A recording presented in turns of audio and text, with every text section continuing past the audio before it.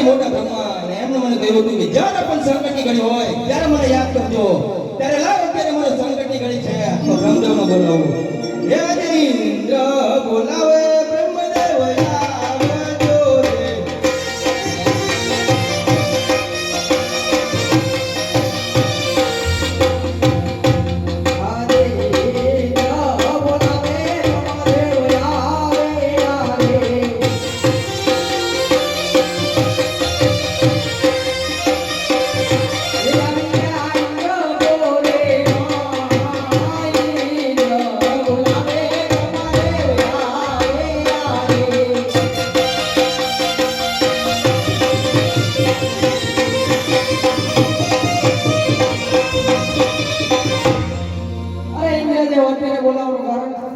અરે બ્રહ્મદેવ, તમે તો બધું જાણો છો, છતાં પણ મને પૂછો છો અને તમારા મારા મુખેથી સાંભળવું છે તો સાંભળો.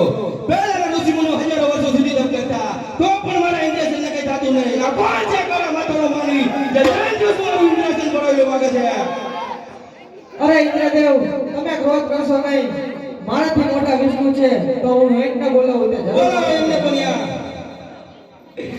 હે આજે બ્રહ્મા બોલાવે વિષ્ણુ આવો રે.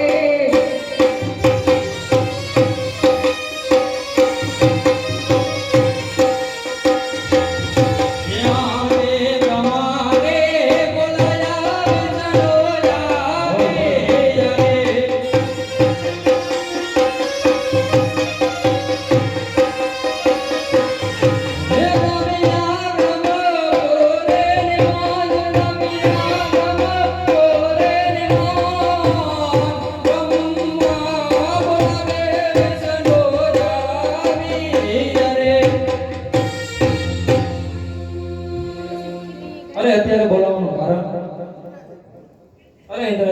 બોલાવવાનું કારણ અરે વિષ્ણુદેવ, પહેલાના ઋષિમુનિઓ હજારો વર્ષો સુધી તપ કરતા તો પણ મારા ઇન્દ્રસનને કઈ થતું નહીં. આ કોણ છે કોના માથાનો માનવી જે 3 દિવસમાં ઇન્દ્રસન પડાવી માંગે છે? અરે ઇન્દ્રદેવ, આમાં હું કાંઈ નહીં જાણતો. હું ભોળાનાથને બોલાવું. હે આજે વિષ્ણુ બોલાવે ભોળાનાથ આવો રે.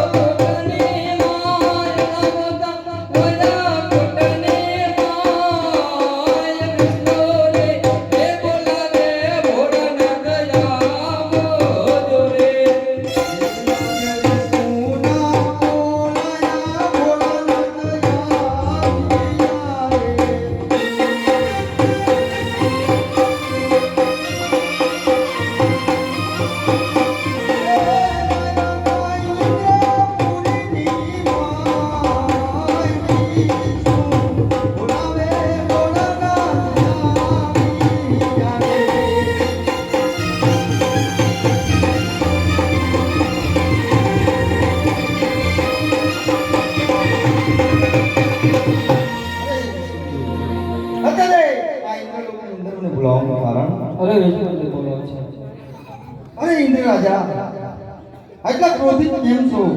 અત્યારે મને બોલાવવાનું કારણ? અરે મહાદેવજી, પહેલાના ઋષિમુનિઓ હજારો વર્ષો સુધી તપ કરતા તો પણ મારા ઇન્દ્રસનને કઈ થતું નહીં.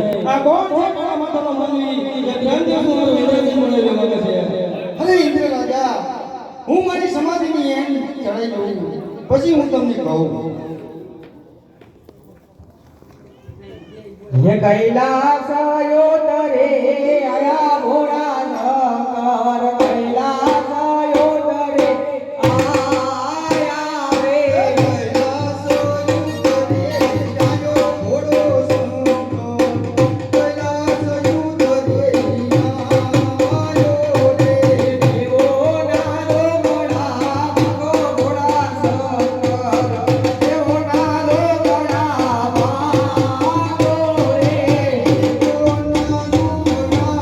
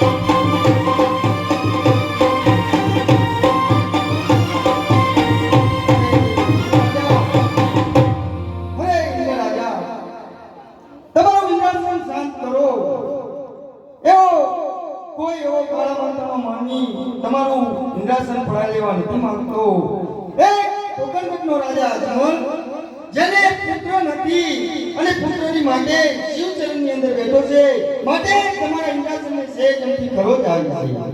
અરે ઇન્દ્ર રાજા તો દેવો બધા દેવલોકની અંદર જાઓ.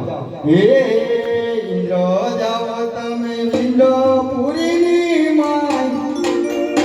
ઓહો દીને ઇન્દ્ર જાઓ